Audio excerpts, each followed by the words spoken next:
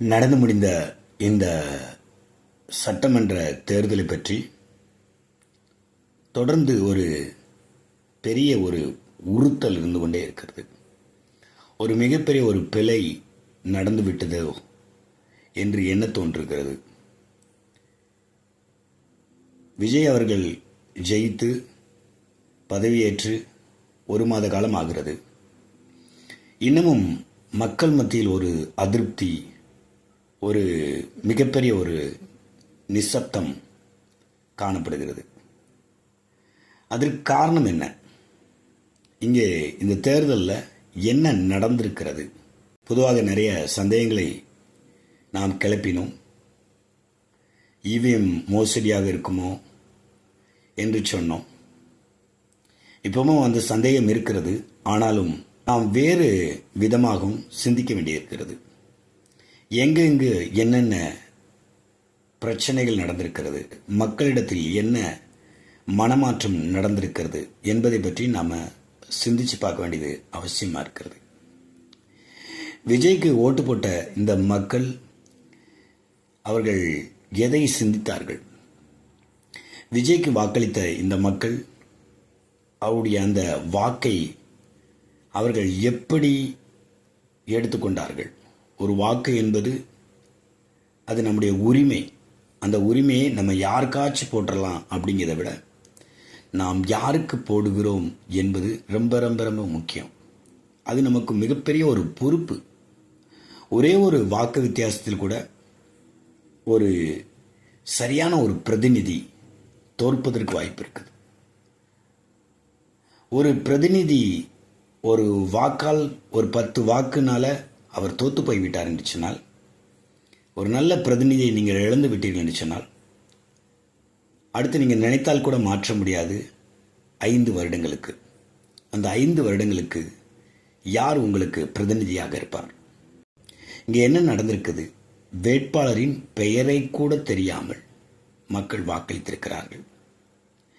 யார் என்று தெரியவில்லை, வேட்பாளர் யார் என்று தெரியவில்லை. ஆனால் அந்த கட்சி யார் என்று தெரிகிறது, அந்த கட்சியின் தலைவர் யார் என்று தெரிந்திருக்கிறது. அந்த கட்சியின் தலைவருக்காக இந்த மக்கள் வாக்களித்திருக்கிறார்கள். எவ்வளவு பெரிய ஒரு ஆபத்தான ஒரு நிலை பாருங்க.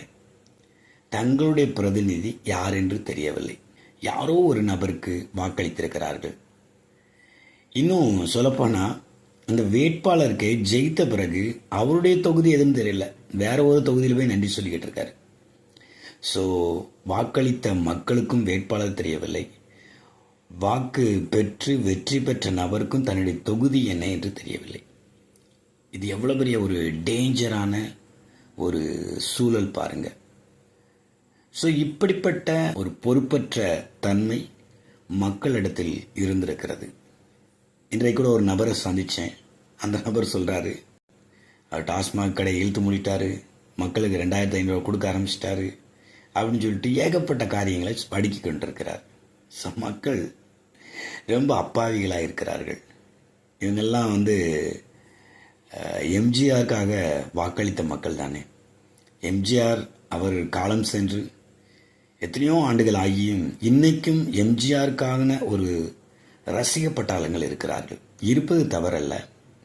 அந்த எம்ஜிஆரின் பெயரில் போட்டியிடக்கூடிய அந்த பிரதிநிதி அது வேலிடான பர்சனா, மக்கள் மீது அக்கறை செலுத்துகிற, மக்களுக்காக சேவை செய்கிற ஒரு நபரா அப்படின்னு பார்க்கணும். அப்படி பார்க்காமல இன்றைய வரைக்கும் எம்ஜிஆருக்கு வாக்களிக்கிறாங்க. ஸோ மக்கள் மிகவும் பொறுப்புள்ள மக்களாக இருக்க வேண்டும். நம்ம பிரச்சனை வரும்போது பயங்கரமாக குதிக்கிறோம், கத்துறோம். ஆனால் வாக்களிக்கும்போது அந்த வாக்கினுடைய வேல்யூ தெரியாமல், அந்த வாக்கு எந்த அளவுக்கு இந்த நாட்டை புரட்டி போடும் அப்படிங்கிற அந்த ஒரு பொறுப்புணர்வு இல்லாமல், இந்த நாடு வளர்ச்சியின் பாதையில் அந்த பிரதிநிதிகள் கொண்டு சென்றார்கள் என்று சொன்னால் அது வரவேற்கத்தக்கது. ஆனால் அந்த நபர்கள் நாட்டை பின்னோக்கி இழுத்து சென்று விட்டார்கள் என்று சொன்னால் நாம் என்ன செய்ய முடியும்?